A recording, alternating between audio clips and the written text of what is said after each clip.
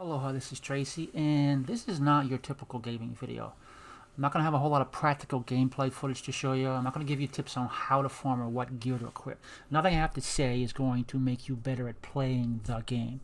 This is a video where I tell you a bunch of stuff you probably didn't know, and then you decide how to use that information. Do you change the way you farm? Do you change what you expect based on that knowledge? Okay, this is not a defense of the game.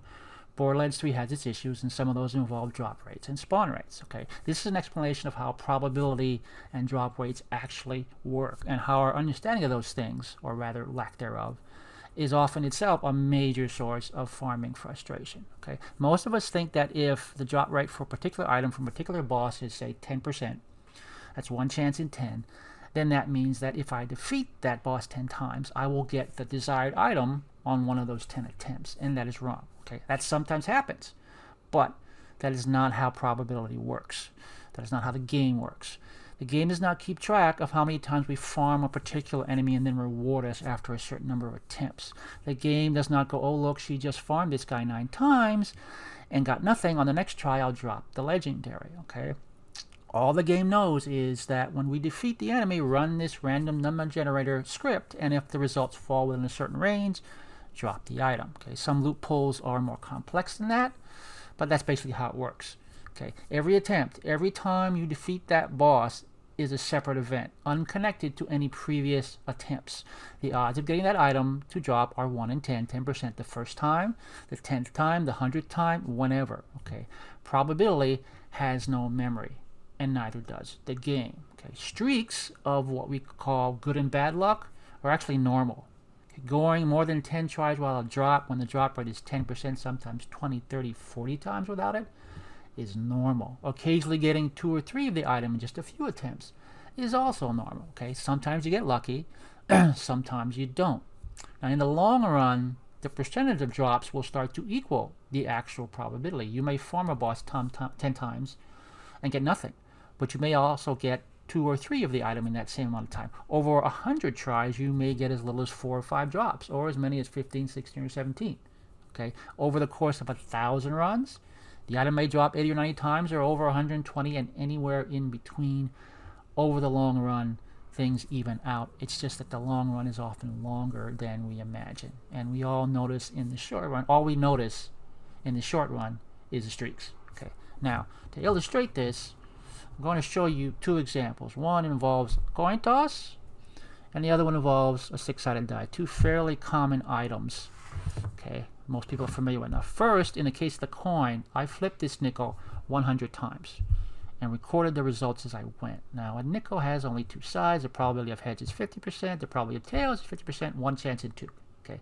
First thing to notice here is that while there were plenty of instances where I got a head followed by a tail, then a head, and so on, the number of streaks of 2 or more of the same result in a row were just as common, maybe more so. Runs of 2, 3, or 4 were common, and in one instance, I got 7 tails in a row.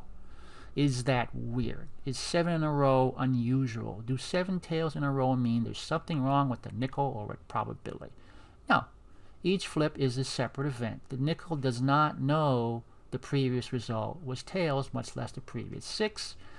Probability has no memory. Okay. What about viewed in isolation? If I had tossed the coin only 7 times and they all came up tails, would that freak you out?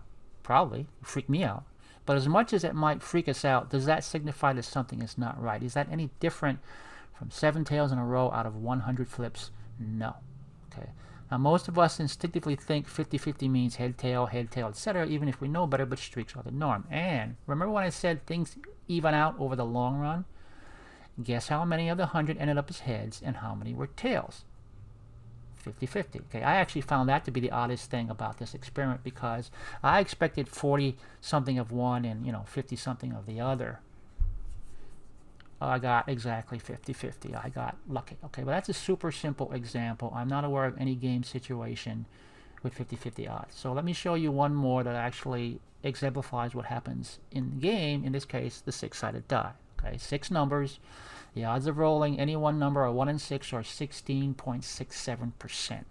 I decided that I was going to roll the die, record the result, repeat, just like the nickel. Okay. Before I started, however, I picked one number to be my target, my desired result. The number that, if rolled, would mean success, that in-game would give me that legendary item. And that number picked randomly was 5. Okay. So here's how I record the results. Over on the left is a roll for each number. Here's the desired 5. Across the top is each roll from 1 to 50. Every time I roll the die, I know the result and put a 1 in the corresponding column. So I started rolling. Okay, I rolled it 50 times, recorded the results. Then I did another 50, then another. I was going to do a few hundred, but I ended up doing 1,000. Okay, it took about 6 minutes to roll and record 50 results, about 2 hours total effort. Before I explain the results, I want to point out how this actually roughly mirrors how I farm. I don't normally spend hours or days farming for one particular item. My normal limit is around 50. I will tell myself I will do 50 or 60 runs on this boss hoping for this particular item, and if I don't get it, fine, I'll go do something else. I'll come back and farm that guy tomorrow maybe. Okay, so I'm going to periodically refer to these groups of 50 as farming sessions or days. So with that in mind, here are the results. Far left column, the session or day or group of 50. Okay, so 1 through 20. 20 times 50 equals 1,000. Okay. Second column, number of times I rolled a 5 in each group of 50. Third column, this is the second column divided by 50 and expressed as a percentage. This is the observed drop rate for that group of 50 rolls. Okay, first 2 sets of 50 I rolled a 5 each, 5 times each. Okay, 5 is 10% of 50, so 7 is 14% of 50, and so on. Okay, I colored these red, white, and green. Red means the result is below the actual probability of 16.67%. Green means it's above that probability. And white means it's roughly equivalent to the actual probability of 16.67%. I say roughly because 6 does not go into 50 evenly. 50 divided by 6 equals 8.5, and I can't roll something 8.5 times. I can roll it 8 times or I can roll it 9. Okay, so any total of 8 or 9 rolls in a group of 50, any observed percentage of 16 or 18% as effectively equal to the actual probability of 16.67%. Okay, so fourth column, this is the longest losing streak. Out of each set of 50 rolls, this is the longest interval I went without rolling a 5.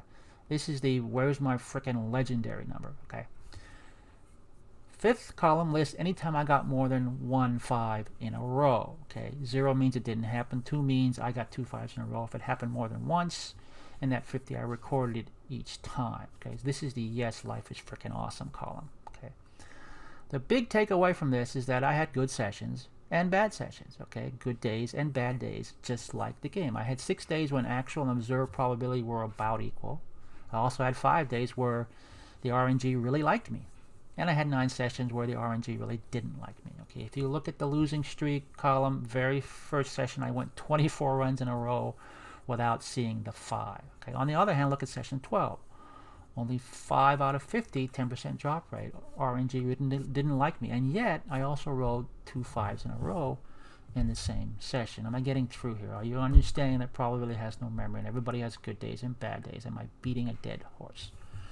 Let me beat it a little bit more. Okay, here are the results in graph form. Okay, total rolls across the bottom, percentage out of 50 up on the right side. The red dotted line up on the left side. The red dotted line is 6.67%. The gray band is there because you can't roll 8.5 times. So good days are above, bad days are below. RNG loves me, RNG hates me. Okay.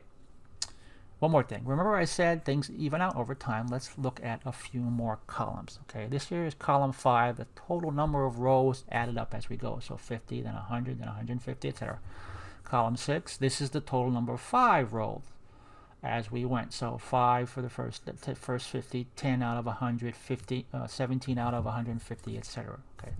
Column 7, this is the column 6 divided by column 5. Total number of 5s rolled up to that point divided by the total number of rolls expressed as that percentage. This is the drop rate for all sessions combined up to that point. Okay, so notice that it starts well below 16.67, down around 10%, but slowly works its way up. Okay, had a setback here where my luck turned bad and it dropped back down a bit, then it started creeping back up, up, bingo, 17%, which is above 16.67. Okay, dropped a bit below here, but from this point on, it will just fluctuate above and below 16.67% while getting closer and closer to it. Here's what it looks like in graph form. Things even out, okay, over time. So probability has no memory. Streaks happen. Things even out over the long run. Okay. Okay. One other thing I want to point out about probability, and let me illustrate it with the ion cannon. The ion cannon is a Handsome Jack DLC dedicated drop from the Fabricator Mark II. And its drop rate is 100%. Every time you defeat that boss, you get an ion cannon, which is awesome. But here's the thing. Very few of us want just an ion cannon. We want a shock one, okay? Or one with the highest damage rating, or an annexed one with the 2x multiply, or one with a very specific anointment. If it's not already obvious what I'm getting at here, anytime we put additional specific requirements on a drop, we lower the drop rate. Okay? We lower the probability of getting that item. We want a shock cannon. Well, ion cannons come in all 5 elements and not on a mellow. That's 6 possible variants. Remember the 6-sided die? Well, instead of 100% probability is now 16.67. Okay. Any specific part we want cuts that chance in half, at least in half, in fact, sometimes more. Okay. Anointments. There are, to my knowledge, at least 22 different universal weapon anointments and 6 to 8 weapon anointments specific to each class. That doesn't include shields and grenades. It doesn't include terror anointments. So let's just call it 30. Okay. Even if we're hoping for, say, 1 of 3 different anointments out of those 30 and not just one specific one, it still lowers the odds by a factor of 10.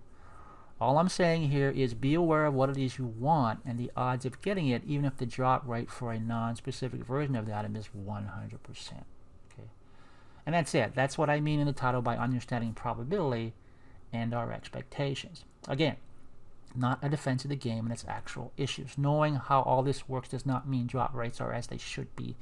How many times you should have to farm something before that sought-after item drops is very subjective. Okay, if a 10% rate means you can go 40 or more times without it dropping, which I've demonstrated, and that does not include specific parts, elements, or anointments, maybe the drop rate should be 30%. I don't know. Okay, this is the thing Gearbox has to figure out, and I sympathize with them on this point, especially since, as I said in the beginning, most gamers don't understand how probability works. But now you do, in fact, have a basic understanding of how that part of the game works and how what you want can affect that. And now that you understand that, will you still get frustrated? Oh, hell yeah. Okay, I know this stuff and I still get pissed off. But I also understand that I'm at least 51% responsible for being pissed off. Okay, I told you my farming routine. Some people are willing to put in hours or days farming and some less. What you do with this info is up to you. Now you will note that except for the ion cannon example, I did not mention any actual in-game drop rates. I showed you the nickel and the die example, and I talked about a hypothetical 10% drop rate. Now I am planning a part 2 of this video where I talk specifically about actual game drop rates, how to determine drop rates from testing, which many people are already doing. Okay, I'm going to talk about sample size, margin of error, other things to keep in mind when doing that kind of testing and looking at the results. For now, though, I've said what I wanted to say and hopefully helped some people.